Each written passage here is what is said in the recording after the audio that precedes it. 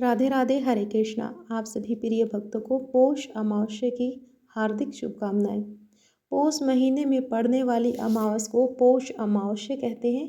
यह साल की अंतिम अमावस्या भी होती है, जिसका धार्मिक और ज्योतिषीय महत्व बहुत अधिक होता है। अमावस्या पर हमें अपनी क्षमता अनुसार दान अवश्य करना चाहिए। भक्तों, अमावस्या पर किए गए दान का फल कई गुना बढ़ जाता है। ऐसे में इस दिन काले तिल, गुड़, कंबल, वस्त्र या अनाज का दान करें। अगर आप दान करने में असमर्थ हैं तो किसी भूखे को खाना खिला दें। भक्तों, अमावस्या व्रत का महत्व पितरों को तृप्त करने, पापों से मुक्ति पाने, संतान प्राप्ति और मानसिक शांति के लिए है। अमावस्या की कथा सुनने और व्रत रखने से जीवन के सभी कष्ट दूर हो जाते हैं, परिवार का कल्याण होता है। तो आइए बड़े ही श्रद्धा और प्रसन्न मन से सुनते हैं अमावस्या की कथा। किसी गांव में एक साहूकार रहता था। उस साहूकार के 7 बेटे और 7 बहुएं थीं और उन्हीं के साथ साहूकार की छोटी बेटी भी रहा करती थी। साहूकार के घर में रोज एक जोगी आता, जिससे साहूकार की बहू भिक्षा देती। लेकिन जब उस जोगी को साहूकार की बेटी भिक्षा देने आती तो वह उससे भिक्षा नहीं लेता था और कहता था कि तेरे भाग्य में सुहाग की जगह दुहाग लिखा है। अब लड़की को उस जोगी की यह बात बुरी लगती है और एक दिन वह अपनी माँ से रोते रोते हुए कहती है कि माँ, एक जोगी आता है और कहता है कि तुम्हारे भाग में सुहाग नहीं है। अब माँ सारी बात सुनकर कहती है कि कल जब जोगी आए तब मैं सुनती हूँ कि वो क्या कहते हैं और क्यों कहते हैं। अब अगले ही दिन जोगी आता है तो साहूकारनी छिपकर बैठ जाती है और लड़की को भिक्षा देने के लिए कहती है। अब जोगी उससे भिक्षा नहीं लेता और फिर वह वही बात दोहराता है कि तेरे भाग्य में सुहाग की जगह दुहाग लिखा है।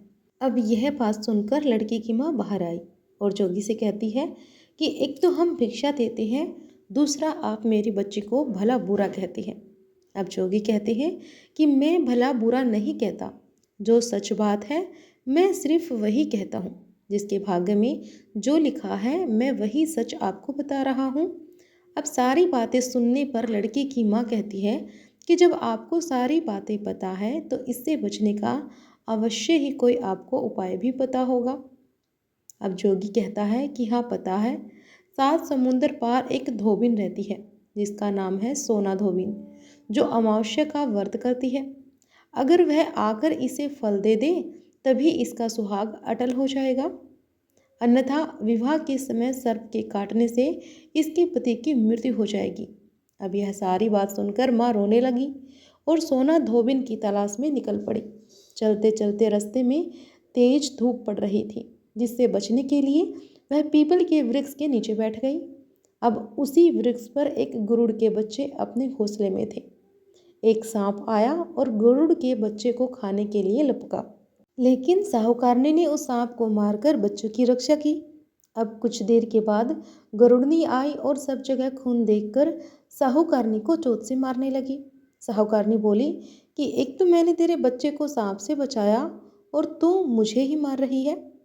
अब यह सारी बातें जानने पर गरुड़नी बोली कि तूने मेरे बच्चों की रक्षा की है, इसीलिए मांग तू जो मांगना चाहती है। अब साहूकारनी गरुड़नी से कहती है कि मुझे 7 समंदर पार धोबिन के यहाँ छोड़ दो। और फिर गरुड़नी ने वैसा ही किया। साहूकारनी वहाँ पहुँच तो गई, लेकिन सोचने लगी कि इसे कैसे मनाऊं।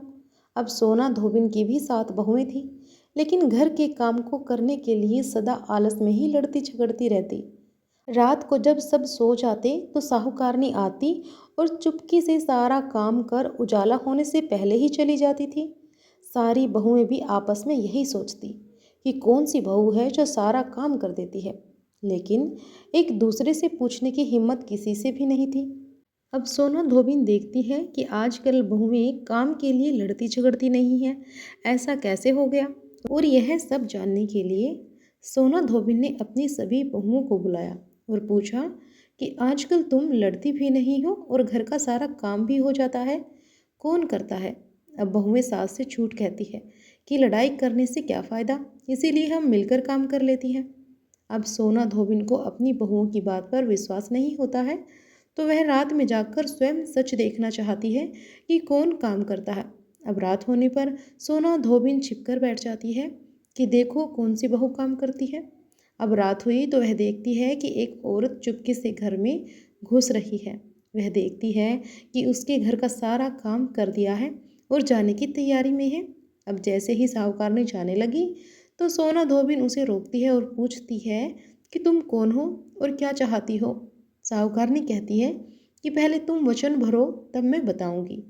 अब वह वचन भरती है तो तब साहूकारनी कहती है कि मेरी बेटे के भाग्य में दुहाग लिखा है, लेकिन तुम अमावस्या का व्रत करती हो तो मेरे साथ चलकर उसे सुहाग दे दो। सोना धोबिन वचन से बंधी हुई थी तो वह साहूकारनी के साथ चलने को तैयार हो जाती है और जाते हुए सोना धोबिन अपने बेटे और बहू से कहती है कि मैं इस साहूकारनी के साथ इसकी बेटी को सुहाग देने जा रही हूँ। पीछे से तुम तुम्हारे पिताजी का ध्यान रखना। अब धोबिन साहूकारनी के घर पहुँच जाती है। साहूकारनी अपनी बेटी का विवाह करती है तो फेरे के समय सोना धोबिन कच्चा करवा, दूध तथा तार लेकर बैठ जाती है। कुछ समय बाद सांप आया और दूल्हे को डसने लगा तो सोना धोबिन ने करवा आगे कर तार से सांप को बांध दिया और सांप मर गया।